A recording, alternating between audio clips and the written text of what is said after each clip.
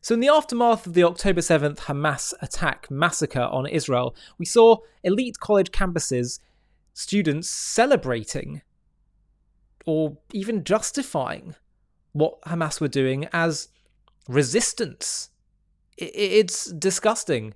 I can't possibly begin to imagine how, if, after the Second World War, my grandparents' generation escaped the horrors of the Nazi death camps of Europe, and if they went to, start raping German women, beheading and burning German babies, the Jewish people would not call that resistance. And Israel hasn't done anything like what the Nazis did to the Jews. All the issues that the Palestinians experience are self-inflicted because they wish to annihilate the Jews.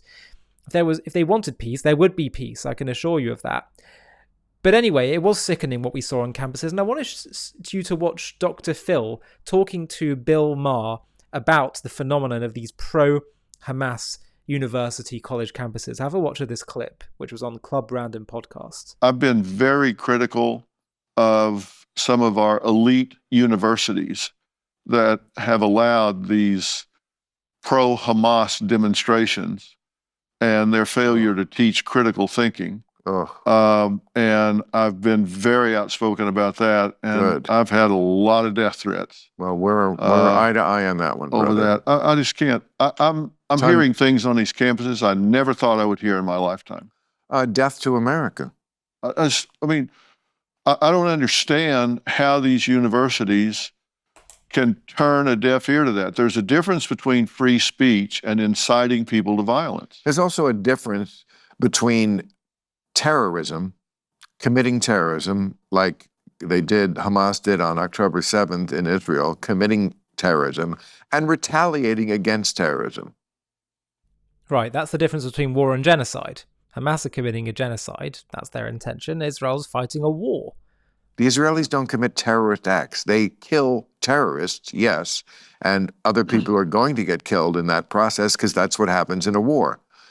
But the fact that the left is so many of them are so morally confused about this conflict. Yeah. They blew up the, I'm sure you saw this, they blew up the Hezbollah fighters with pagers this week, right? Yeah. They made the It's hard not to laugh, and I don't care. I'm happy to laugh at it. These are terrorists. These are terrorists. Yeah, they did it kind of in an unorthodox way. Most of them lived. They just got their dick blown off. But and I'm sure that all the college campus protest kids were so sad that their heroes in Hamas got their dick blown off. Look, I've been to Israel since October 7th, and I've been to the site where they had the music festival, and where they came in there, and I actually interviewed the first responder. I don't mean a first responder. I mean the first responder was there by himself for a long time, and you should. I didn't say much during that whole interview. I just let this guy talk. And it's on the short list of the most moving interviews I've done in 25 years. You should listen to this guy. And I don't want people in Gaza getting killed. I don't want children getting killed. I don't want people in hospitals getting killed. Of course not. I hate that. But getting killed with shrapnel from a bomb, when you're retaliating against terrorists that did what they did and then ran over there and hid in a daycare center or hid in a hospital, that is not the moral equivalent of what they did when they came over there and did what they did on October 7th. Of course. And anybody that equates one with the other is at the most base level of morality that you can possibly be. It's like you don't know the difference between blame and responsibility.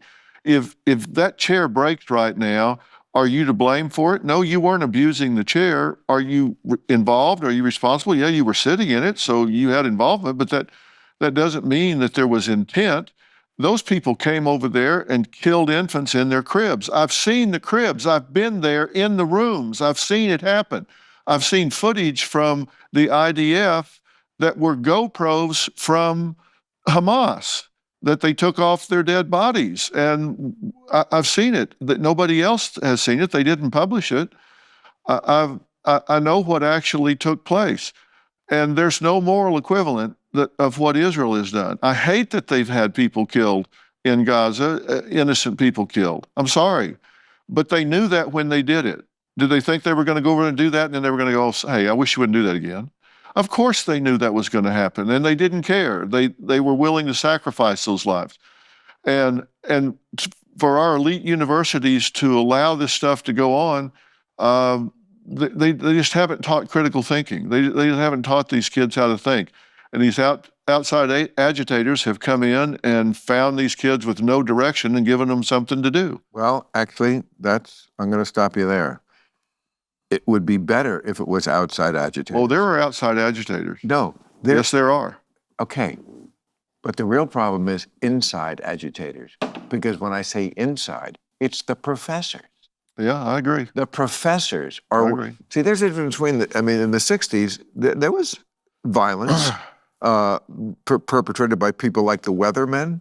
Remember the Weathermen? Yep, yep. Okay, they went from a protest group to a let's set off some bombs group. They weren't very good at it, but they were violent.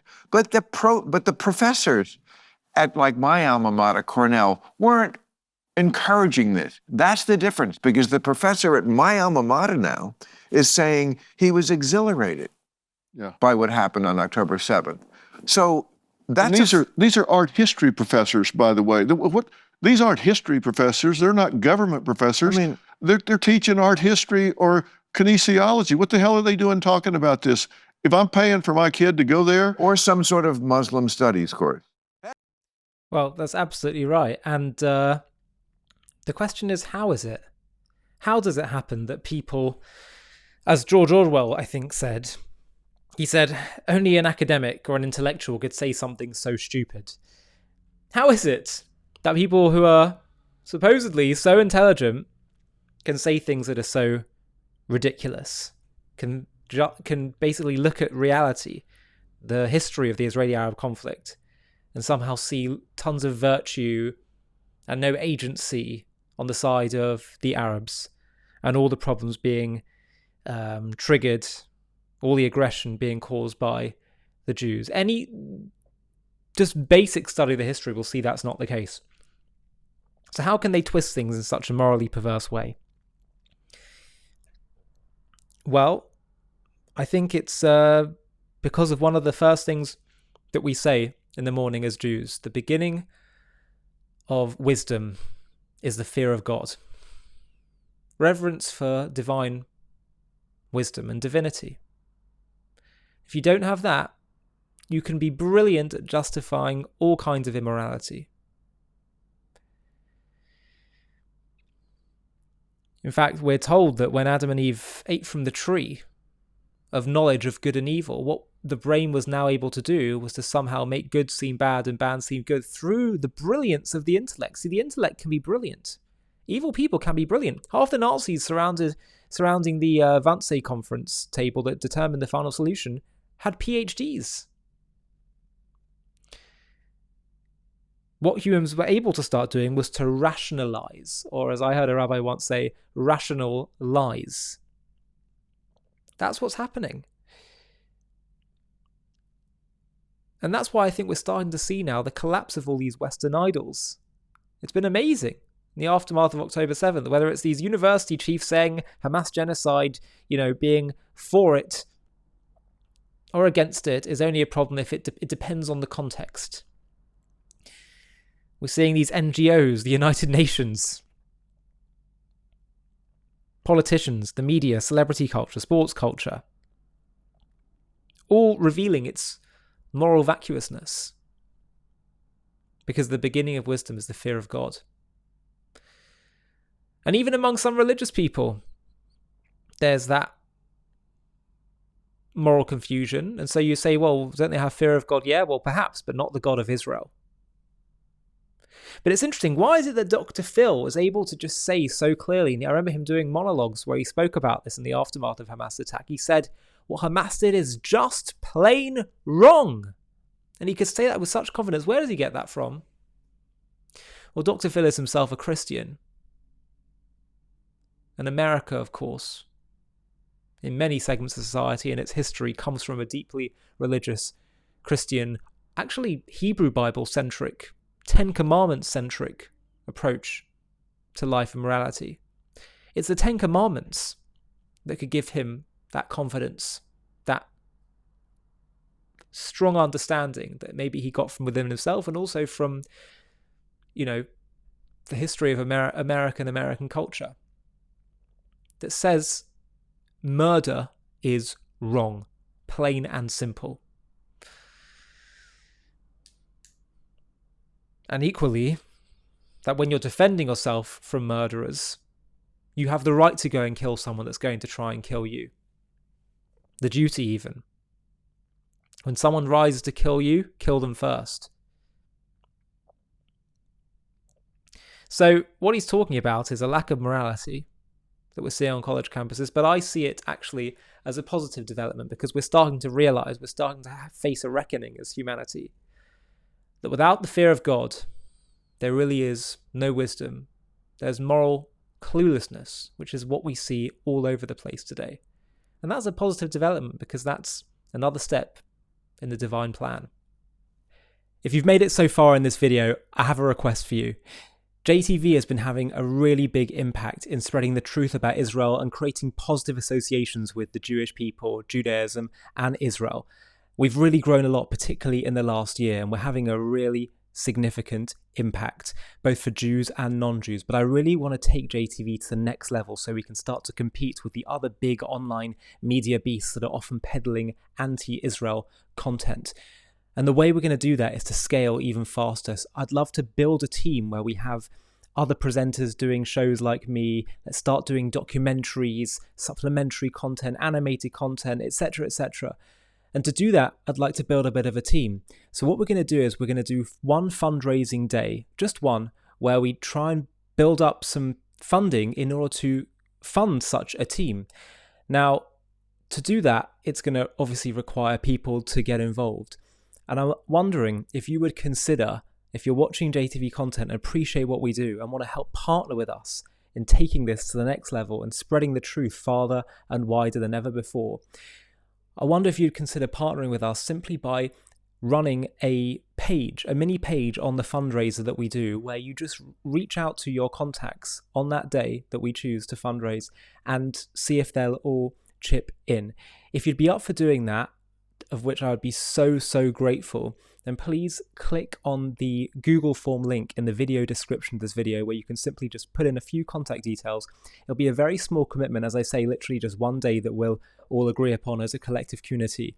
But the impact is going to be so big. There's such strength in numbers. If we all pull together and do this, we can take this to the next level. And as I say, all of us can partner together in bringing and spreading the truth to the whole world.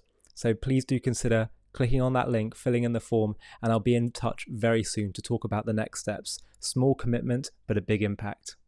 Hi, thank you so much for watching. To watch another one, click here. To stay up to date with all our content, click here to subscribe. And if you're able to, you can help support JTV to grow and grow by clicking join below this video, where you can become a member and get perks including early access to videos and private live discussions with me. But most of all, you'll be partnering with us on our mission to change the world.